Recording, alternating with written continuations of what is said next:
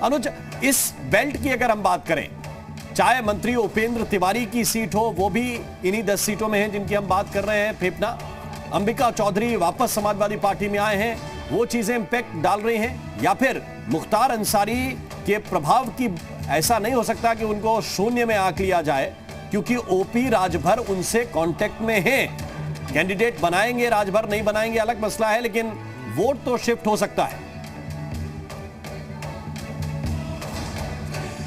देखिए राम, जब मैं उत्तर प्रदेश के टूर पर निकला तो सबसे पहले पश्चिमी उत्तर प्रदेश कवर किया और उसके बाद पूर्वांचल की तरफ किया। जिन सीटों की आप बात कर रहे हैं मैं वहां पर भी गया था, तो बहुत इंटरेस्टिंग चीजें वहां से निकल कर आई पूर्वांचल से। वहां की रोम रोम गली गली में राजनीति बसी हुई है। आप चाय की दुकान पर बैठ जाएंगे, आपको पूरे उत्तर प्रदेश की राजनीति समझ में आ जाएगी। जहां तक की बात करें, देखिए एक सबसे बड़ा फैक्टर तो ये है कि अगर गोरखपुर से मुख्यमंत्री चुनाव लड़ते हैं, उससे पहले जब वो अयोध्या से आवाज उठ रही थी तो ये चर्चा शुरू हो गई थी कि उसके आसपास के जो एरिया एक बड़ा संदेश जाएगा। तो वहां पर मैं गया जब गोरखपुर, तो कुशीनगर भी गया मैं, उसके अलावा महाराजगंज भी गया, बस्ती भी गया, तो उसके आसपास के एरिया में उसका असर दिख रहा है। लेकिन पडरौना जब मैं पहुंचा तो स्वामी प्रसाद मौर्य, वहां से एसपी की जीत हो जरूर रही है, लेकिन स्वामी प्रसाद मौर्य के लिए बहुत अच्छी खबर निकलकर सामने नहीं आ रही थी। जब मैं वहां पर गलियों में गया तो मैंने पूछा कि स्वामी प्रसाद मौर्य कभी आए 5 साल में। उन्होंने कहा कि अतिथि की तरह आते थे, अतिथि की तरह चले जाते थे। एक बार एक सड़क पर जाम में फंस गए थे तो बहुत आग बबूला हो गए थे।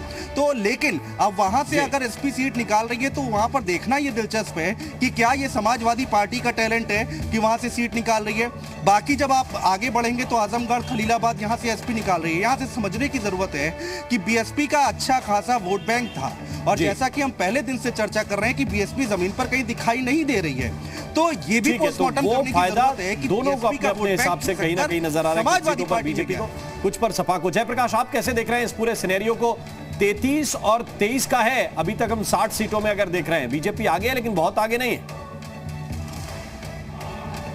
देखिए राम, अगर हम पूर्वांचल का आज ओपिनियन पोल दिखा रहे हैं तो ये सबसे बड़ी बात है दर्शकों के लिए, और इस ओपिनियन पोल को देखना बेहद जरूरी है, क्योंकि पूर्वांचल ही स्थिति को तय करता है कि लखनऊ कौन पहुंचेगा। और अभी देखिए जिस तरह हमने अभी दिखा रहा है कि बीजेपी बढ़त कर रही है, हालांकि अभी पहले जैसा प्रदर्शन अभी तक नजर नहीं आ रहा है, लेकिन पूर्वांचल के बाद देखने के बाद लोगों को समझ में आ जाएगा कि यूपी की सत्ता पर कौन सी पार्टी काबिज हो रही है। लेकिन जिस तरह हम जगह जगह घूम रहे हैं और जिस तरह अभी अनुज ने भी जिक्र किया कि देखिए पूर्वांचल में सबसे ज्यादा अब चर्चाएं जो है राजनीति पे है। अब तो मैं ये देख रहा हूं कि पूर्वांचल ही छोड़िए, आप हर जगह बच्चा इंटरेस्टेड है यूपी की राजनीति पर। बाकी रात छोड़ दीजिए, यूपी में तो मैंने देखा कि आखिरकार यूपी का चुनाव हॉट क्यों होता है, क्योंकि यहाँ पर बच्चा चुनाव में इंटरेस्ट लेता है। बच्चे से लेकर बुजुर्ग और बुजुर्ग से लेकर महिला इंटरेस्ट लेती है। तो देखिए पूर्वांचल के में अभी बीजेपी लीड करी है, लेकिन आपने भी देखा कि समाजवादी पार्टी गेन कर रही है, और उसका बड़ा असर ये हुआ कि जो समाजवादी पार्टी के पुराने चेहरे थे वो लौटकर कहीं ना कहीं समाजवादी पार्टी में आए। चाहे आप आजमगढ़ की बात करें